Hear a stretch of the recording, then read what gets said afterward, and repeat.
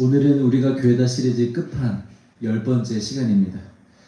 참 신기한 게 뭐냐면 이 시리즈가 처음부터 계획돼서 시작된 게 아니었거든요. 하다 보니 내용이 연결이 되어지고 연결된 김에 교회론에 대해서 한번 해볼까? 라고 하고 시작했어요. 그래서 3회차 때부터 우리는 교회다 시리즈라고 제가 제목을 붙였었거든요.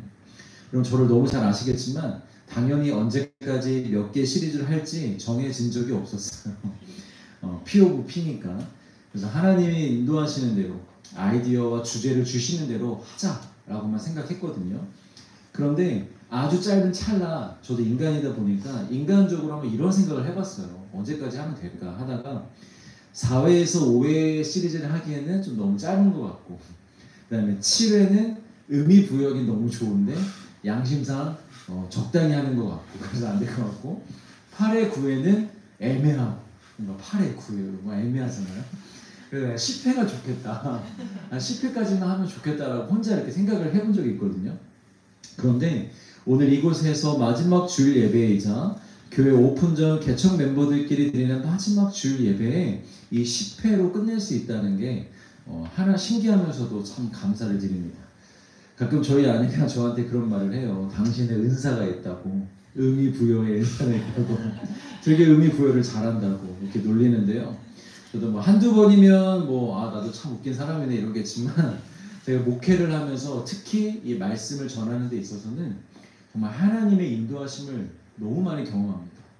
의도하지 않고 계획하지 않았는데 어찌어찌 하다 보니까 그 말씀이 그 부서와 그 영혼들과 그 상황에 맞게 하나님이 말씀해 주시는 것을 많이 경험해 봤습니다. 그래서 이것이 결코 우연이 아님을 확신합니다. 물론 얼마든지 더 많은 주제들로 이 시리즈를 이어갈 수는 있어요. 다 그냥 교회다 시리즈로 할 수 있어요. 성경 말씀이 다 교회에 관련된 거기 때문에. 그러나 이 개척 준비의 끝과 새로운 시작을 앞둔 시점에서 이 시리즈를 끝내도록 허락하신 하나님께 참 감사를 드립니다.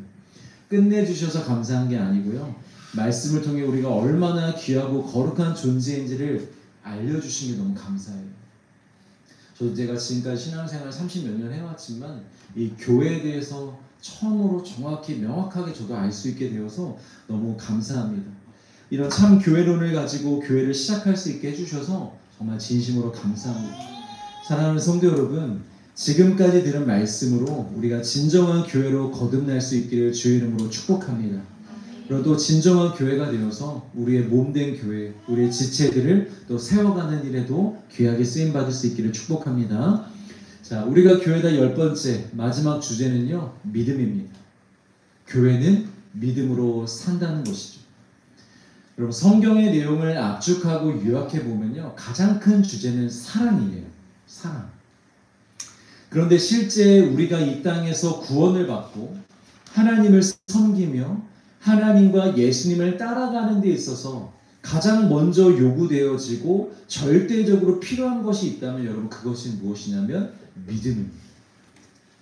에베소서 2장 8절 말씀을 같이 읽어보겠습니다. 너희는 그 은혜에 의하여 믿음으로 말미암아 구원을 받았으니 이것은 하나님의 선물이라. 네. 인간에게 있어 여러분 가장 중요한 인생의 과업이 뭐겠습니까? 이 땅을 살아가면서 반드시 이루어야 될 것, 반드시 해결해야 될 것, 그것이 무엇이겠습니까? 영혼 구원이잖아요. 이 영혼 구원 외에 다른 것이 여러분 중요한 것이 없습니다. 이것이 가장 시급한 일이고 이것이 가장 중요한 일입니다. 하나님 측에서도 이것을 위해서 세상을 창조하신 것입니다. 우리를 구원하시기 위해서. 거룩하지 못하고 흠이 많은 우리를 거룩으로, 흠이 없는 존재로 구원하시기 위해서 이 세상을 창조하셨잖아요. 그래서 독생자 아들까지도 내어주신 거예요. 왜? 구원하시기 위해서. 그런데 여러분, 이것을 인간의 측면에서 이 구원을 얻기 위하여, 이 구원을 받기 위하여 유일하게 요구되는 것이 무엇인지 아십니까? 사랑이 아닙니다. 믿음입니다. 네가 나를 사랑하면 구원받는다고 얘기 안 하셨습니다. 은혜로 말미암아 믿음으로. 믿어야 구원을 받을 수 있다라는 것이죠. 우리 모든 구원받는 자들의 조상, 우리가 받은 모든 복의 근원이 되는 아브라함.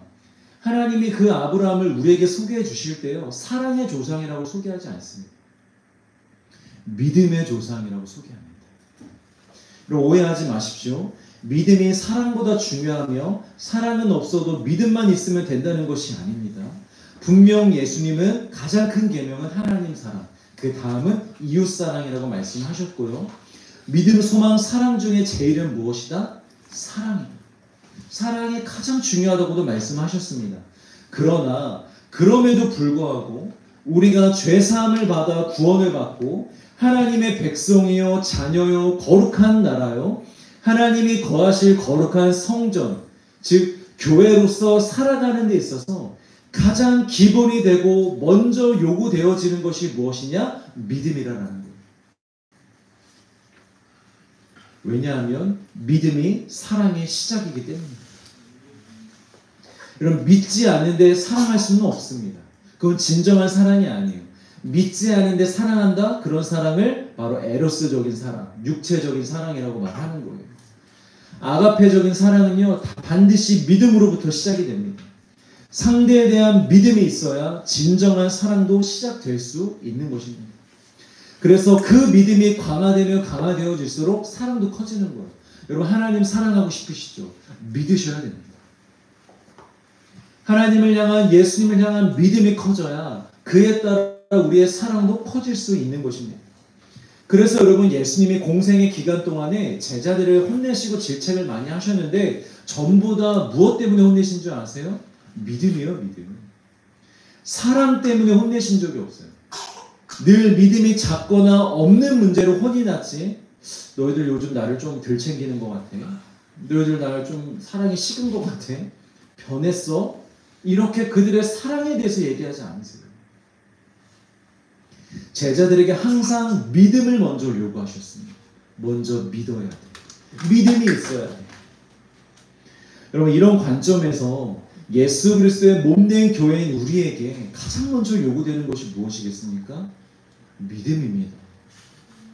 교회에게 가장 필요한 건 하나님과 예수님을 열심히 성실히 사랑하는 것도 물론 중요하지만 그게 되기 위해선 가장 먼저 믿음이 있어야 된다는 거예요.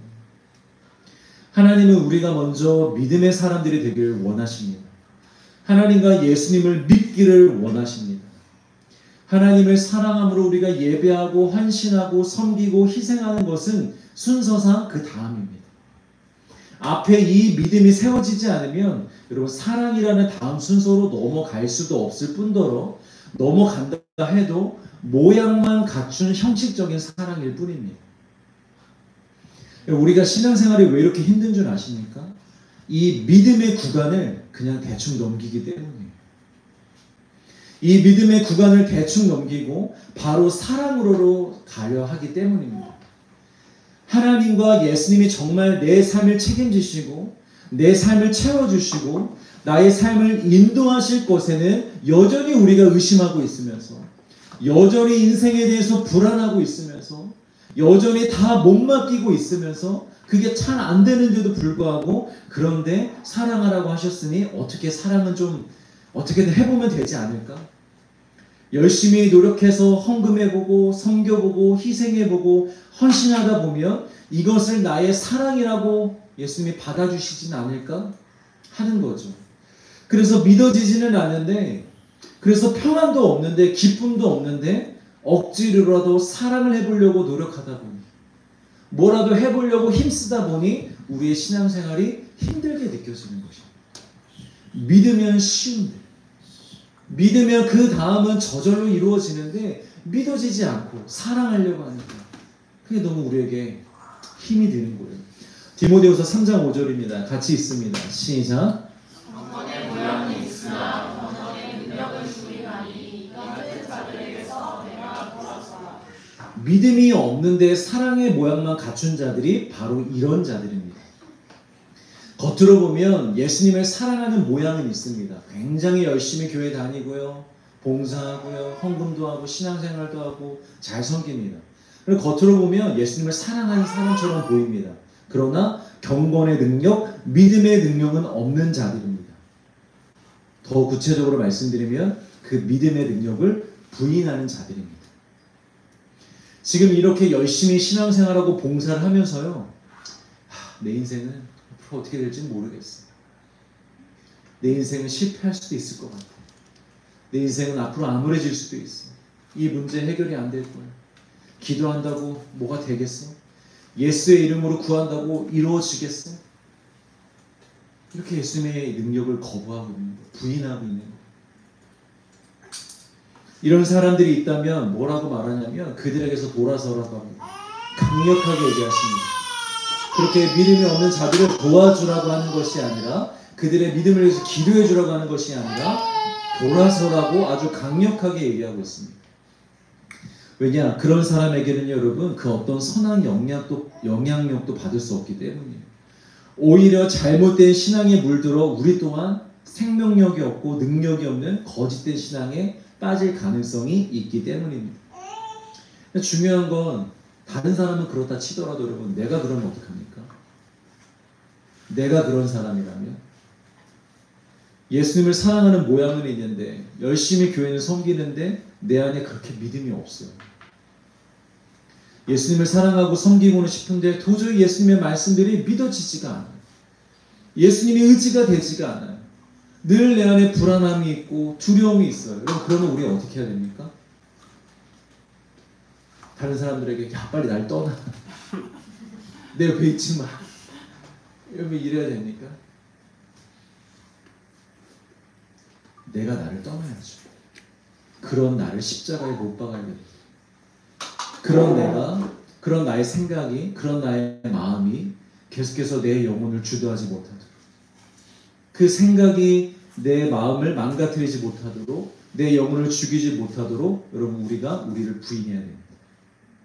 아니야, 나 예수님이 잘 안 믿겨. 못 믿겠어. 이렇게 자꾸 예수님을 부인할 것이 아니라 예수님을 믿지 못하는 나를 부인해야 됩니다. 나를 십자가에 못 박아야 됩니다. 여러분 설교 때마다 제가 아담과 하와를 참 많이 예로 드는데요. 인류 역사에서 최초의 죄, 즉 원죄라 불리는 이 사건에서 정말 여러 가지 답을 찾을 수 있는 것 같아요. 여러 형태의. 아담과 하와가 선악과를 따먹음으로 인류의 죄가 들어왔잖아요. 공식적인 첫 죄입니다. 그런데 이 죄는 굉장히 단순한 죄가 아닙니다. 죄의 시초다 보니까 사실 이걸 간단하게 단순하게 볼 게 아니에요. 단순히 아담과 하와가 욕심을 부렸고 그 욕심이 잉태한 즉 불순종을 했다. 죄를 범했다. 욕심이 죄의 동기이고 불순종은 죄악이다. 단순히 이렇게 도식화해서 이 얘기를 끝낼 게 아닙니다. 만약에 여기서 끝낸다면 그저 욕심을 부리지 않는 삶이 최고의 신앙인의 모습처럼 보일 수 있습니다. 그러나 여기에는요, 죄의 숨겨진 또 다른 모습이 있습니다. 더 근원된 게 있습니다. 우리 말씀을 같이 읽어보겠습니다. 창세기 2장 17절 시작. 선악을 알게 하는 나무의 열매는 먹지 말라. 내가 오는 날에는 반드시 죽으리라 하시니라. 여러분 이 구절에서 하나님의 이 명령에서 핵심이 무엇인 것 같으세요? 먹지 말라가 핵심일까요? 반드시 죽으리라가 핵심일까요? 네, 아주 똑똑하십니다. 먹지 말라는 조건이고요. 죽음은 결과입니다. 조건보다 결과가 중요합니다. 조건이라는 것 자체가요, 결과를 위해서 존재하는 것이잖아요. 여러분 우리가 살기 위해서 순종하는 것이고 살기 위해서 하나님을 믿어야 하는 것입니다. 어떤 사람들은 지옥에 안 가기 위해서 신앙생활하는 것을 저급하고 수준 낮은 신앙으로 여기는 사람들도 있습니다. 그런데 그렇지 않습니다, 여러분. 예수님을 믿지 않는 자들에게 지옥에 대해서 경고하시면서 신속히 믿음의 삶으로 돌아올 것을 말씀하신 것이 예수님이십니다. 고상하게 사람들에게 말씀을 가르치지 않으셨습니다. 너희들 그러다가 죽어. 너희들 그러다 지옥에 갈 거야. 반드시 불에 떨어질 거야. 라면서 지옥에 대해서, 죽음에 대해서 경고하시면서 돌이킬 것을 말씀하신 게 예수님이십니다. 죽지 않고 생명을 얻기 위해 예수님께 나오는 것이 여러분, 그것이 마땅한 구원의 출발이라는 것입니다. 최근 우리가 누가복음을 보고 있는데요. 대부분의 사람들이, 대부분이 아니라 전부 다 모든 사람들이 고상한 목적으로 예수님께 나오지 않습니다. 하나님, 제가 좀 진리를 좀 깨닫고 싶습니다. 이 세상의 이치를 좀 깨닫고 싶습니다. 하나님과 연합하고 예수님과 연합하고 좀 거룩하고 의미 있는 삶을 살고 싶습니다 하면서 예수님께 나오지 않았습니다. 모든 사람들이 살고 싶어서 나왔습니다. 너무 아파서, 너무 괴로워서, 너무 두려워서, 너무 힘들어서, 살고 싶어서 예수님께 나아가게 되었고, 그런 자들을 예수님께서 살려주셨습니다. 하나님이 독생자 예수를 내어주셔서 십자가에 못 박히게 하신 이유는 우리를 살리기 위함이고 영원히 살게 하기 위함입니다. 여러분, 하나님과 예수님의 명령과 통치에 순종하고 잘 따르는 행위 그 자체가 중요한 게 아니고요. 예수님과 하나님이 그 명령과 말씀을 왜 우리에게 주셨냐라는 거예요. 생각 없이 그냥 따라가는 게 중요한 게 아니고요. 그 명령을 주신 이유가 뭐냐라는 거예요. 우리를 살리시기 위함입니다. 우리를 생명으로 살게 하기 위함입니다. 그래서 말씀하시고 명령하시는 것입니다. 그러니까 이걸 깨닫지 못하면 예수님의 말씀이 버거운 짐인 거예요. 힘든 거예요. 내가 이걸 왜 해야 되지? 이렇게 하면 내가 잘못될 것 같은데, 내가 손해볼 것 같은데, 너무 오해하고 있는 거죠. 아니에요. 하나님과 예수님의 모든 말씀은 우리를 살리시기 위함입니다. 나를 살게 하기 위함입니다. 여러분, 이것을 깨닫는 자들 되시길 주의 이름으로 축복합니다. 아멘. 자, 그런데 뱀이 와서 하와에게 어떤 거짓말을 합니까? 3장 4절입니다. 시작. 여자에게 이르되 너희가 결코 죽지 아니하리라. 결코 죽지 아니하리라. 거짓말이죠. 이 뒤에 하와가 이 선악과를 결국 따먹고 아담에게도 주어 그도 먹게 합니다. 그래서 세상에 요지경이 되었습니다. 자, 논점을 잘 잡으셔야 됩니다. 거짓에 속은 것도 문제이고 하나님과 같이 될 거라는 그 말에 욕심이 생겨서 따먹은 것도 문제입니다. 그런데 여러분, 진짜 문제가 무엇인지 아십니까? 정령 죽으리라는 하나님의 말씀을 믿지 않은 것입니다. 거짓에 속은 것도 문제이고요. 욕심이 나서 먹은 것도 문제인데요. 이 모든 것의 진짜 근원이 되는 문제는 무엇이냐면 정령 죽으리라는 하나님의 말씀을 믿지 않은 것입니다. 만약 이 말씀을 믿었다면, 정령 죽으리라는 말씀을 믿었다면, 눈이 밝아지고 능력이 생기고 어떤 변화가 일어난다 해도, 그래서 그것이 아무리 욕심이 생겼을지라 할지라도 따먹지 않았을 것입니다. 예를 들어 볼게요. 여러분, 우리 중에서 당장 이 예배가 끝나고 이 앞에 복권방에 가서 가장 첫 번째로 복권을 사는 사람에게 무조건 복권이 당첨됩니다. 여러분, 가실 거예요, 안 가실 거예요? 제가 먼저 갈 거예요. 축도 끝나자마자 여러분 눈 뜨시기 전에 제가 먼저 그냥 나가버릴 거예요. 그런데 은상이가 먼저 갈 거야? 그런데 그 복권이 당첨이 돼도 이틀 뒤에 죽어야 된다. 상금을 받고 이틀 뒤에 죽어야 된다면 여러분, 그 복권 가지러 가시겠습니까? 반드시 죽으리라는 하나님의 말씀을 믿었다면 어떤 욕심이 생겼어도 안 먹었을 거예요. 눈이 밝아지고 하나님과 같이 된다는 얘기는 얘네들이 못 들었거든, 아담과 하와가. 그러니까 뱀이 그런 얘기할 때 욕심이 충분히 생길 수 있어요. 하나님이 그 부분에 대해서 말씀하지 않았으니까. 뭐? 이런 게 있었어? 그래서 하나님 혹시 먹지 말라고 한 건가? 이러면서 욕심이 생길 수는 있어요. 그러나 하나님이 분명히 말씀하신 것, 정령 죽으리라. 그 말씀만 믿었어도 먹지 않았다는 것이죠. 결국 하나님의 말씀을 믿지 못한 것이 불순종의 죄의 시작이 된 것입니다.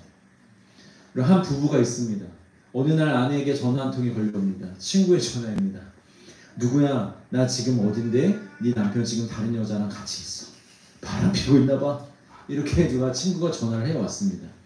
이 이야기를 들은 아내가 너무너무 화가 나서 당장 시아버지에게 전화를 하여, 아버지, 이 사람이 바람을 피웠습니다. 저 이 사람과 못 사는 이혼할 겁니다. 하고 남편의 짐을 캐리어 10개 싸서 집 밖에다 던져놨습니다. 남편이 돌아봤는데 자신의 짐을 보고 놀래서 얼른 이제 방 안으로 들어가 아내와 대화를 하고 오해를 풉니다. 알고 보니 남편이 바람을 핀 것이 아니라 오랜만에 서울에 올라온 사촌동생을 만나 밥을 사주느라고 만났던 거였어요. 여러분, 예화입니다. 그 누구의 실화가 아닙니다. 예를 들어서 여러분, 그런데 이 문제가 해결됐어요. 그런데 이 남편에게 있어 마음 아픈 건 뭘까요? 아내가 친구의 말에 속은 것이 여러분 문제겠습니까? 남편이 자신을 믿어주지 남편인 자신을 믿어주지 않는 것이 여러분 문제가 되지 않겠습니까? 여러분, 사람은요 누구나 속을 수 있습니다. 보이스피싱 그런 걸 대체 왜 당하는 거야? 하지만 여러분, 그 상황이 되잖아요. 상황이 딱 들어맞잖아요. 그러면 우리도 누구든지 보이스피싱에 당할 수 있습니다. 여러분, 보이스피싱 조심하십시오. 어디 하고 있어? 네. 막상 상황이 되면 누구든지 속을 수 있어요. 그러나 남이 아닌 부부의 관계에서 어떤 정보를 듣는다 할지라도, 어떤 거짓된 정보를 듣는다 할지라도 이 관계를 지킬 수 있는 강력한 시스템이 하나 있습니다. 여러분, 그게 무엇이겠습니까? 믿음입니다. 어떠한 잘못된 거짓 정보가 아내에게, 남편에게 들어가도요, 두 사람의 관계를 지킬 수 있는 유일한 힘은, 시스템은 믿음이에요. 신뢰예요. 두 부부가 그 신뢰만 쌓여져 있으면, 나의 남편은 나의 아내는 그럴 사람이 아니야 라는 신뢰만 있으면요, 어떤 정보가 들어와도 흔들리지 않을 수 있다는 거예요. 여러분, 하나님이 뱀의 존재를 왜 모르셨겠습니까? 뱀이 하와에게 접근하고 거짓말을 할 거라는 걸 왜 모르셨겠습니까? 하나님이 원하셨던 것은 하나입니다. 속지 않는 게 아니라 하나님의 말씀을 믿는 것이었습니다. 뱀하고 아예 어울리지 않게 하는 게 아니라, 뱀이 그런 거짓말을 한다 할지라도 네가 나의 말을 믿으면, 내가 너에게 한 말을 네가 신뢰하면 그 어떤 곳에도 우리의 사이는 깨지지 않아.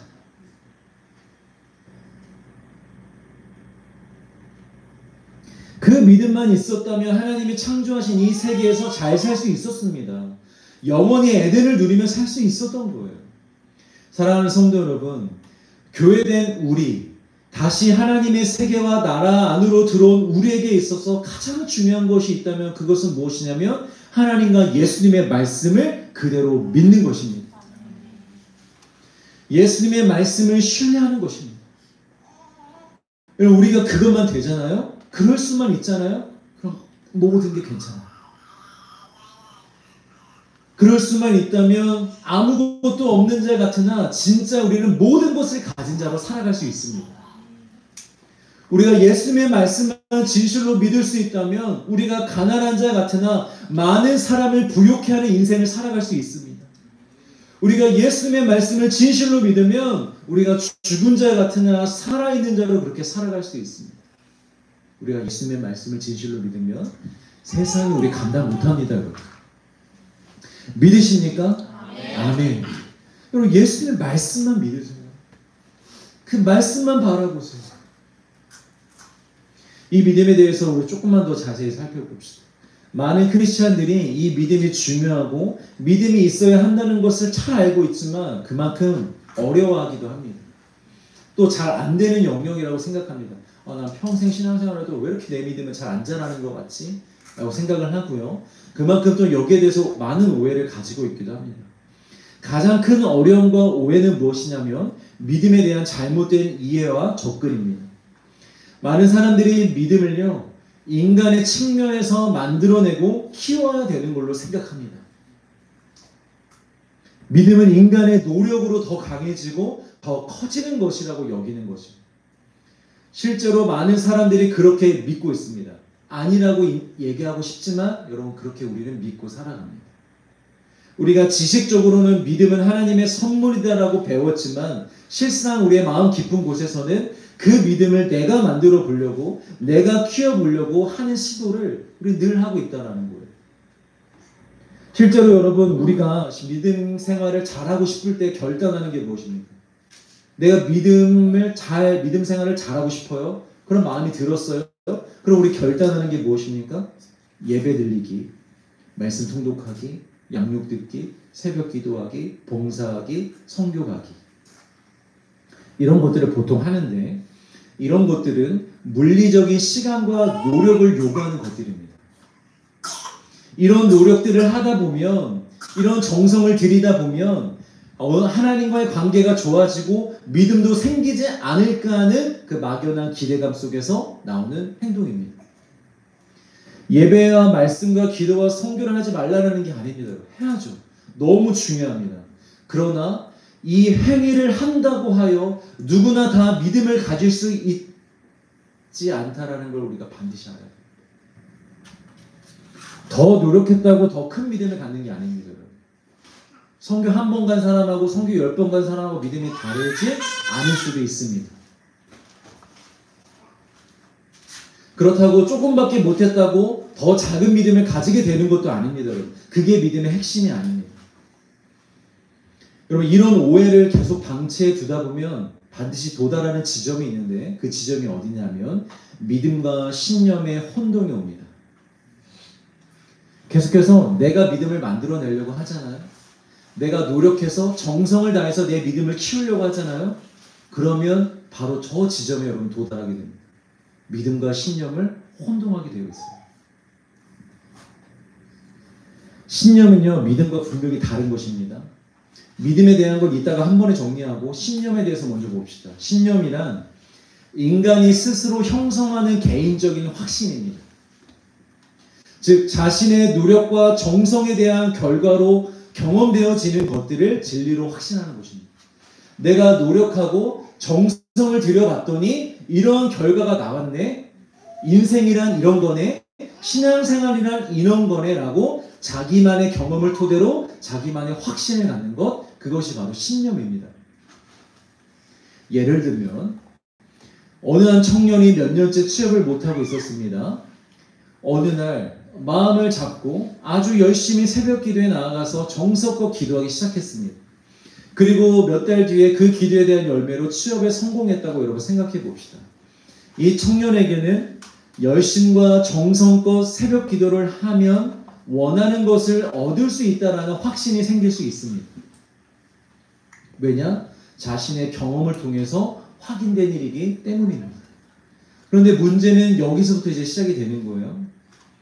물론 이 청년이 새벽 기도를 하는 가운데 하나님의 전적인 은혜로 하나님과의 관계에서 진짜 믿음이 생겼고 하나님을 더 깊이 알게 되었고 그래서 하나님께서 그의 삶을 인도하신다는 진리를 정말로 깨달을 수도 있습니다. 그런데 아주 미묘한 차이로 하나님과의 관계가 아닌 새벽 기도 그 자체를 하나의 영적인 법칙처럼 여기며 열심히 기도하고 정성을 다하면 결과를 얻을 수 있다라는 자기만의 확신에 빠질 수 있다라는 거예요. 이런 미묘한 차이는요, 시간이 지나면 지날수록 더 굳건해집니다. 더 커지게 됩니다. 처음에는 하나님을 찾는 마음으로 시작했지만 어느 순간 기도행위 자체에 의존하게 되는 거예요. 그래서 새벽 기도를 안 하면 하나님이 내 기도에 응답해 주시지 않을 거야. 내가 그때처럼 그렇게 열심히 하지 않으면, 그렇게 정성을 다하지 않으면 하나님의 나를 돌봐주시지 않을 거야. 기도를 더 많이 해야 돼. 나는 이렇게 기도해서 성공했으니 다른 사람들도 이렇게 기도하면 성공할 수 있을 거야. 너 왜 안 되는 줄 알아? 너 나처럼 기도 안 해서 그래. 이런 생각들이 들기 시작하는 거예요. 여러분, 굉장한 믿음의 고백처럼 보이죠? 아니에요, 여러분. 이건 신념일 뿐입니다. 우리가 노력해야만, 열심히 해야만 돼라고 말하는 건 우리의 신념일 뿐입니다. 이 청년이 믿는 대상은 정말 하나님인가? 아니면 기도 자체인가? 그가 신뢰하고 믿는 것이 하나님의 인도하심인가? 아니면 자신의 행위와 노력인가? 그리고 하나님을 신뢰하는 자들, 믿는 자들은요, 그렇다고 기도를 안 하지는 않습니다. 더 기도 열심히 합니다. 시키지 않아도 기도합니다. 그러나 내 노력과 정성과 열심에 집중하지 않을 뿐더러 그것을 자랑거리로 삼지는 않습니다. 나 얼마만큼 기도했어. 내가 기도했더니 이렇게 됐어. 라고 사람들에게 굳이 그것을 설명하고 싶지도 드러내 보이고 싶지도 않아 합니다. 또 영적인 게으름과 방황이 아닌 어쩔 수 없는 상황에서 기도가 부족했다 할지라도 불안해하거나 두려워하지 않습니다. 왜? 하나님을 믿기 때문에. 하나님이 어떤 분이신지를 정확히 알기 때문에.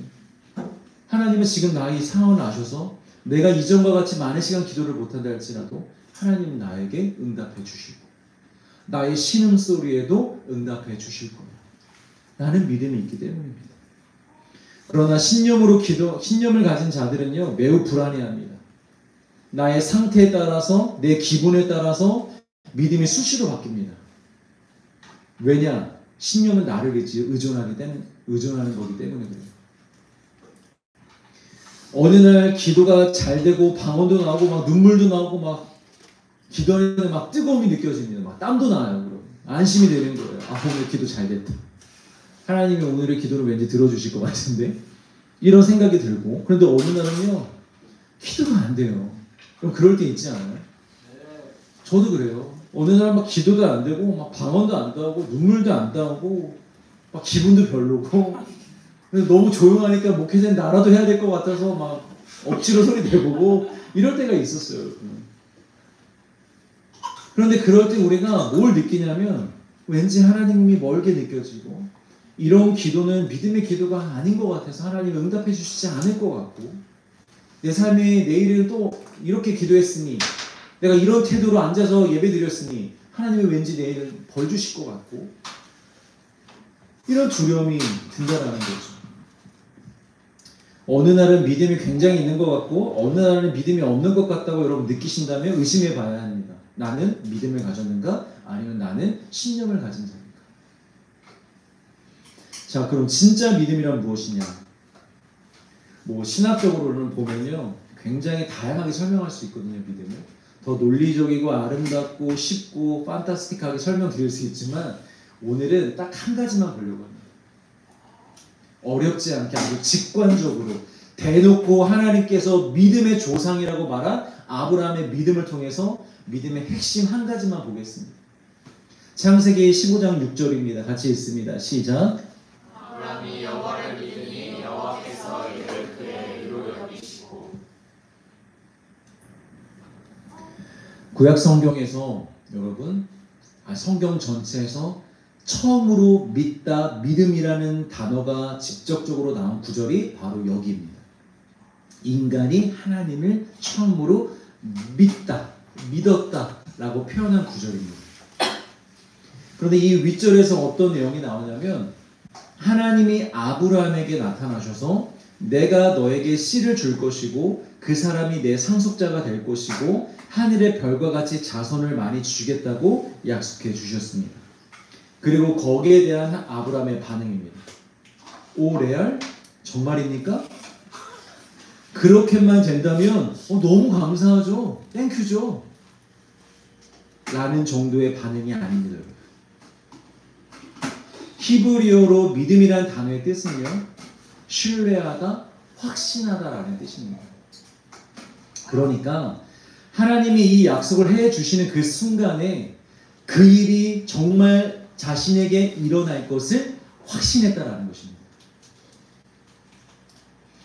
여기서 중요한 것은 어떤 상황과 형편과 어떠한 경우에도 이게 중요합니다. 아시다시피 지금 이 아브라함의 나이는요 85세입니다. 분명 아브라함은 늙은 할아버지입니다. 사라도 늙은 할머니입니다. 사라도 이미 태가 끊어졌다고 여겨지는 상태입니다. 앞에 2절과 3절을 보면 아브라함의 절망을 엿볼 수 있는데요. 같이 한번 읽어보겠습니다. 2절과 3절 시작. 아브라함이 이르되 주 여호와여 무엇을 내게 주시려 하나이까? 나는 자식이 없사오니 나의 상속자는 이 다메섹 사람 엘리에셀이니이다. 아브라함이 또 이르되 주께서 내게 씨를 주지 아니하셨으니 내 집에서 빌린 자가 내 상속자가 될 것이니이다. 자, 2절을 보시면 나는 자식이 없습니다. 아직 없다는 게 아니고요. 인간이라면 가질 수 있는 기간이 있는데 그 모든 기간을 내가 다 기다려봤지만 no one. 아무도 갖지 못했습니다. 난 이제 끝났습니다. 라고 얘기하는 거고, 이 절망은 3절에서 더 잘 드러나는데 주께서 내게 씨를 주시지 않았습니다. 여기 원망까지도 포함이 되어 있는 거예요. 여러분, 이 장면은요, 아브라함의 처음 장면이 아닙니다. 이미 10년 전에 하란에서 하나님이 아브라함을 처음 부르셨던 적이 있었어요. 그때는 아브라함이 하나님을 믿었다라는 단어는 나오지 않았지만 하나님이 아브라함을 믿음으로 말미암아 하란에서 나와 광야 가나안으로 갔었습니다. 근데 그때도 자녀에 대해 약속을 해주셨어요. 그러니까 그 말은 그때도 믿었다라는 거예요. 그러니까 지금 이 얘기는 이런 이야기입니다. 아니, 10년 전 하란에서 처음 부르셨을 때, 그때도 물론 늦었지만 제가 그래도 믿고 기다렸는데 하나님 10년입니다. 이제 정말 끝입니다. 더 이상 내게 소망과 가능성이 없습니다라고 고백을 하고 있는 거예요. 인간적으로 보면요, 정말 끝이잖아요. 가능성 제로입니다.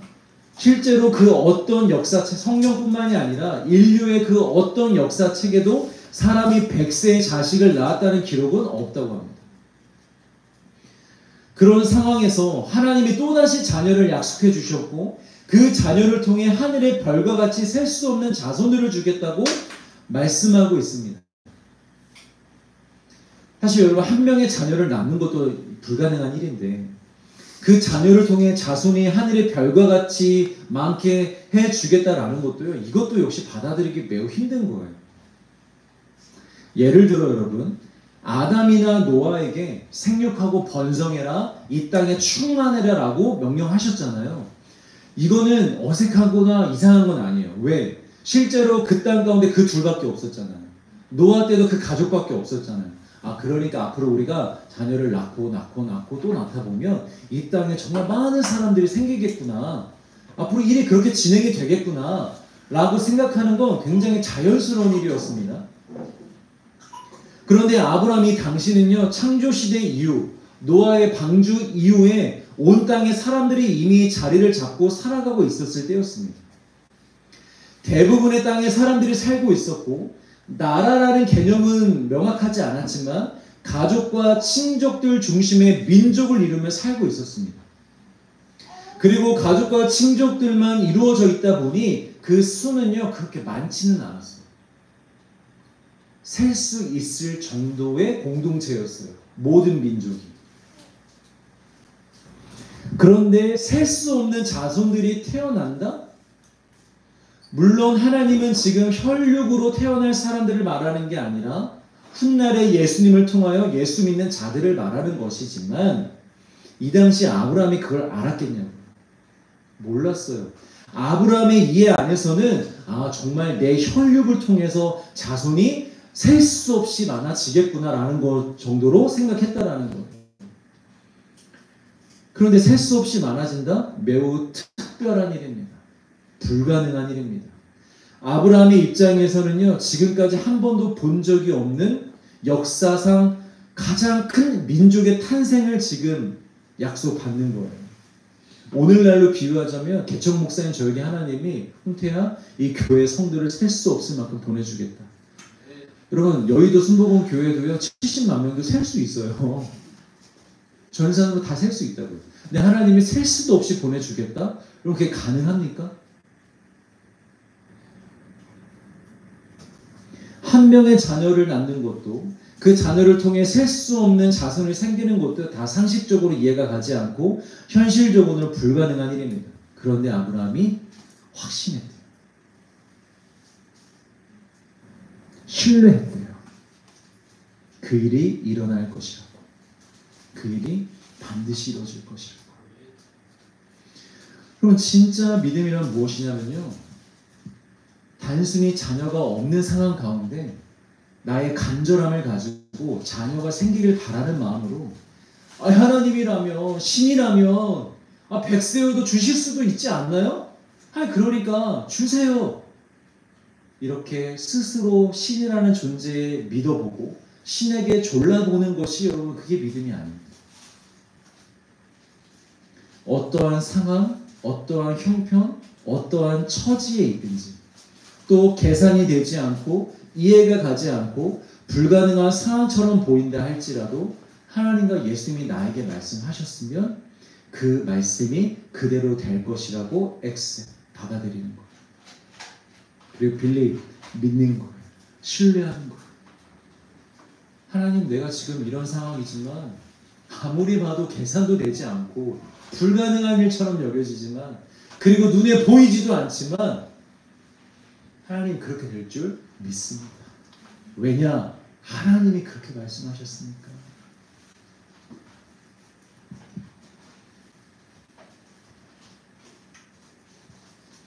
물론 중간에 아브라함도요, 흔들림에 의심할 때가 있었습니다. 그런데 이것을 요즘 시대 크리스찬들과 같이 이 기복이 심한 그런 흔들림으로 보면 안 됩니다. 여러분, 우리는 매일매일 흔들리잖아요. 오늘 주일날 이렇게 잘 믿었다가도 내일 출근해서 직장 상사 얼굴을 보는 순간 우리의 믿음, 소망, 사랑이 다 사라져버리고 그럴 때가 있잖아요. 그리고 그 하루 안에서도 우리는 바뀌어요. 오전에는 굉장히 컨디션도 좋고 하나님의 찬양이 나왔어. 근데 저녁에는 찬양은 무슨 원망과 불평과 짜증이 나오기도 하고, 우리는 이렇게 매일매일 하루하루가 달라요. 근데 여러분, 아브라함은 그런 기복의 사람이 아니에요. 우리가 아브라함을 무시하면 안 돼요. 적극적으로 이 아브라함을 응원해 줘야 돼요. 11년이에요. 11년. 11년을 기다렸다고. 그 사이에 굳이 이렇게까지 기다릴 이유도 없었어요. 사건도 없었고 문제도 잘못도 없었어요. 계속 그냥 기다리기만 했어요. 그런데 11년 동안 하나님이 그 약속을 이뤄주지 않았어요. 이미 75세도 늦은 것 같았는데요. 더욱이 여러분, 우리는 이 성경이라는 하나님에 대한 엄청난 양의 데이터가 있잖아요. 하나님이 뭘 하셨고 어떤 기적을 베푸셨는지 우리는 수천 년의 역사 가운데 쌓여진 이 성경이라는 데이터를 보고 믿고 있잖아요. 근데 아브라함은요, 이런 데이터가 있었나요? 전혀 없었어요. 이 당시에 성경이 어디 있어요? 아브라함에게 있어서 하나님은 생판 처음 보는 신이었다고요. 하나님이 무슨 일을 하셨는지, 어떤 일을 행할 수 있는 분이신지 몰랐어요. 아무것도 몰랐어요.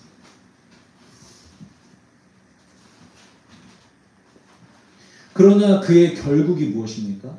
그가 25년이라는 시간 동안 하나님을 경험하면서 결국 소유하게 된 믿음이 무엇입니까? 아들 이삭을 칼로 죽여서 제물로 바쳐도 하나님은 이 이삭을 부활시켜서라도 그 약속을 지키실 거예요. 내가 지금 이삭을 죽여도 하나님은 약속하셨잖아. 이삭을 통하여 수많은 자손들을 낳게 해주시겠다고 약속해 주셨잖아. 그 약속은 반드시 이루어질 것인데, 그러면 이삭을 살려야 되는 거 아니야? 그럼 살리시겠지. 아니면 다른 재물을 준비해 놓고 계시지 않을까? 어쨌든 하나님은 당신의 약속을 반드시 지키실 거예요. 믿으니까 순종할 수 있었던 거예요. 하나님을 사랑해서가 아니에요, 여러분. 아브라함이 25년 동안 하나님과 막 그 추억이 너무 좋아서, 하나님이라는 신이 너무 인격적으로 좋아서, 하나님 이렇게까지 나에게 명령하시는데 내 이삭보다 하나님을 더 사랑해야지, 사랑합니다 이러면서 드린 게 아니라, 그래서 드린 게 아니라 믿으니까, 하나님의 말씀 믿으니까 여러분 순종할 수 있었던 것입니다. 아브라함이 줬다 뺏기가 어디 있습니까? 그래도 하라고 하니 일단은 바칩니다. 그래도 주님, 제가 간절히 기도할 테니 이삭 말고 또 다른 자녀를 주시든지 어떤 방법을 쓰시든지 주님 갚아주셔야 됩니다. 저 기억해 주셔야 됩니다. 살려주셔야 됩니다. 여러분, 이런 간절함으로 기도하지 않아요. 왠 줄 아세요? 믿으니까. 믿으니까 조급함도 없는 거예요. 믿으니까.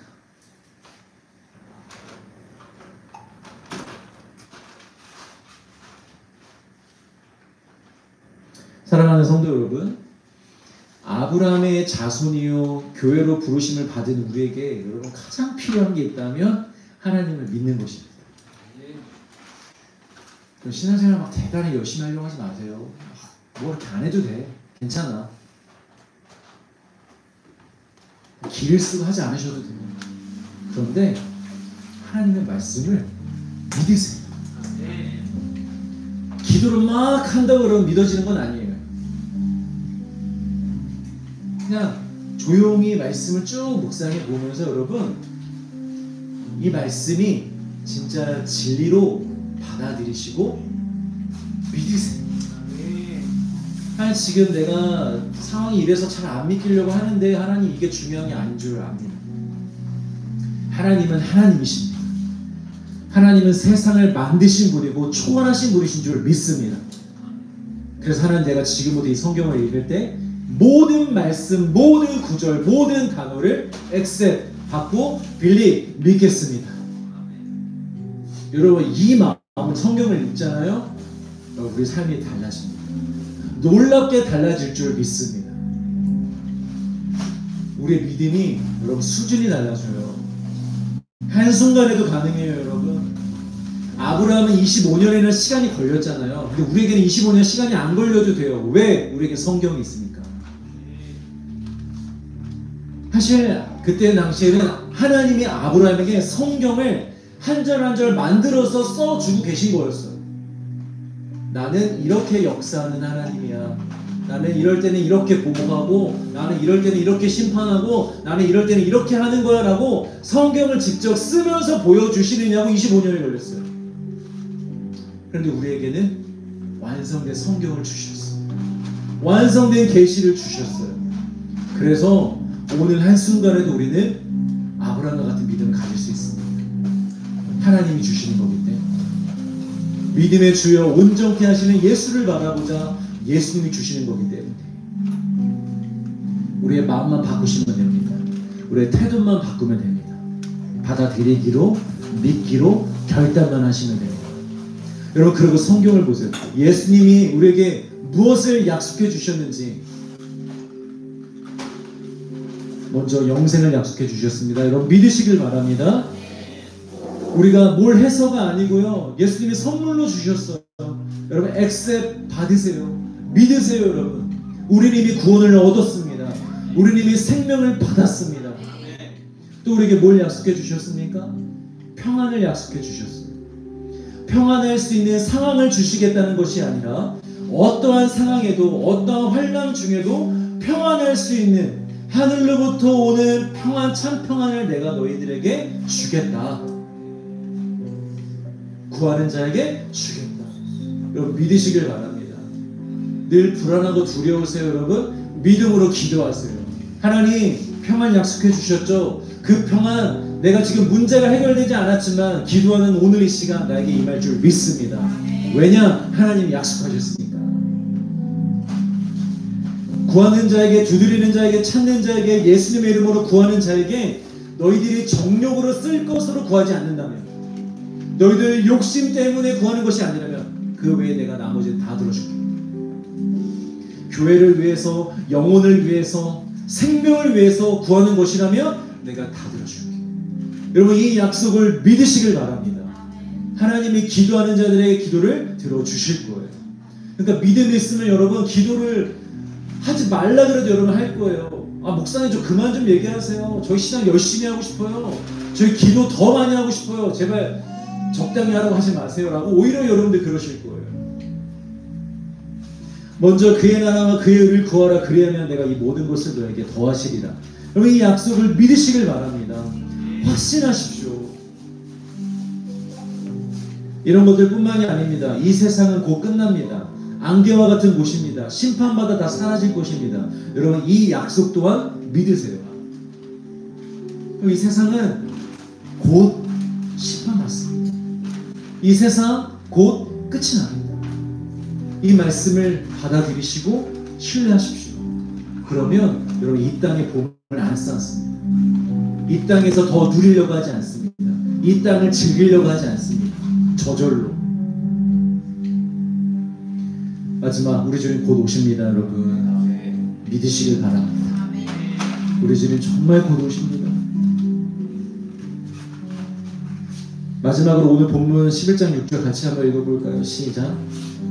믿음이 없이는 하나님을 기쁘시게 하지 못하나니 하나님께 나아가는 자는 반드시 그가 주신 것과 또한 그가 자기를 찾는 자들에게 상 주시는 이심을 믿어야 합니다. 우리 삶의 결국의 문제는 뭐냐? 하나님의 말씀을 믿지 않는 게 가장 큰 문제예요. 내가 기도가 부족한 것도, 섬김이 부족한 것도, 내 실력이 부족한 것도, 돈이 부족해서도, 정성이 부족해서도 아니라 하나님의 말씀을 믿지 않는 게 우리의 가장 큰 문제입니다. 반대로 이 문제만 해결되면 나머지 모든 문제는 풀리게 될 줄 믿습니다. 우리 하나님과 예수님을 믿는 자들 되시길 주의 이름으로 축복합니다. 우리 같이 찬양하고 기도합시다. 믿음이 없이는